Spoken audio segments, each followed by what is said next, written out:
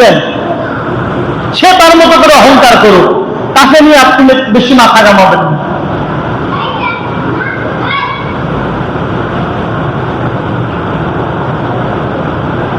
প্রিয় ভাইয়েরা আমার, ইবলিস সে অহংকারী হলো। আল্লাহকে বললেন খলাকতানি মিন নার ওয়া খলাকতাহু মিন তিন।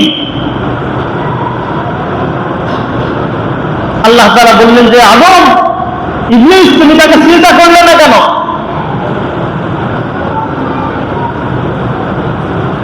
قال ما منعك أن تسجد لما خلقت بيدي। আমি যাকে নিজ হাতে বানাইছি, সুবহানাল্লাহ কোন, মানুষকে আল্লাহ নিজ হাতে বানিয়েছে। যাকে আমি নিজ হাতে বানালাম তাকে তুমি চিন্তা করলে না? তোমাকে কিসে বাধা দিয়েছে? ইবলিস উত্তর দিল কি, খলাকতানি মিন নার ওয়া খলাকতাহু মিন তিন। তুমি আমাকে বানিয়েছ আগুন দিয়ে আর তাকে বানিয়েছ মাটি দিয়ে, আমি তাকে কেন সম্মান করব? আগুনের স্বভাব উপরের দিকে চলা, ঠিক না? আগুন সে সবাইকে জ্বালায় পড়ে উপরের দিকে চলে, আর মাটি সে সবসময় নিচের দিকে থাকে, ঠিক না? মাটি, আমরা মাটির মানুষ, মাটির চরিত্রটা আমার ভিতরে থাকার প্রয়োজন।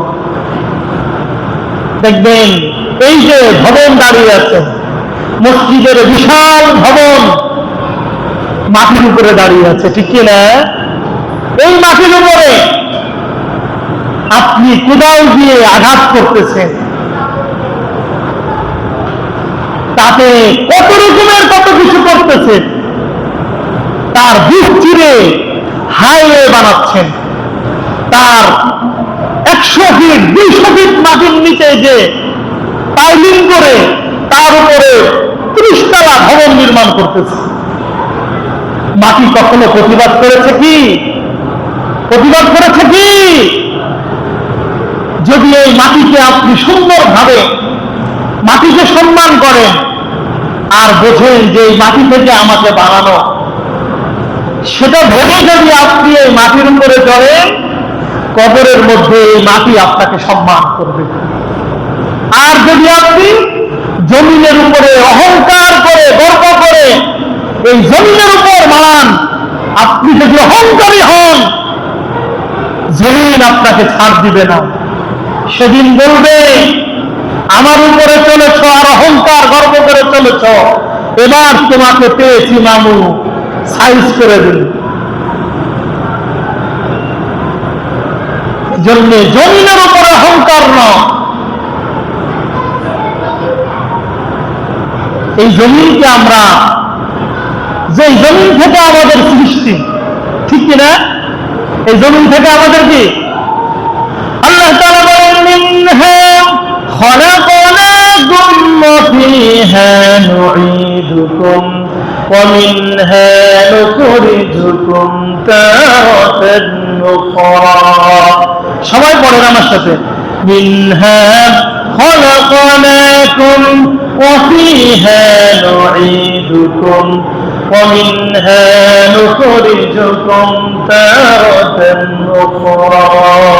এই যে পারেন তো আপনারা, মিনহা খলাকনাকুম, এই মাটি থেকেই তোমাকে বানিয়েছি, ওয়া ফিহা নুঈদুকুম, এই মাটিতে আবার তোমার ফিরে যেতে হবে, ওয়া মিনহা নুখরিজুকুম তারাতান উখরা, আবার এই মাটি থেকে দ্বিতীয়বার তোমাকে আবার পুনরুত্থান করব।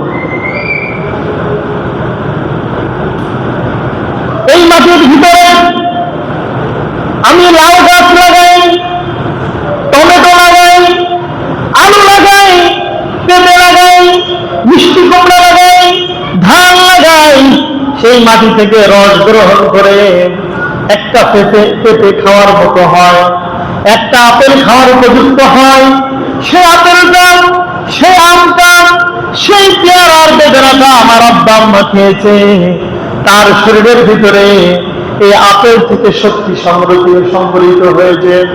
এরপরে তারা দুজনে মিলিত হয়েছে, আর সেখান থেকে বীর্যের সৃষ্টি হয়ে আমাকে আপনাকে আল্লাহ তাআলা বানিয়েছেন।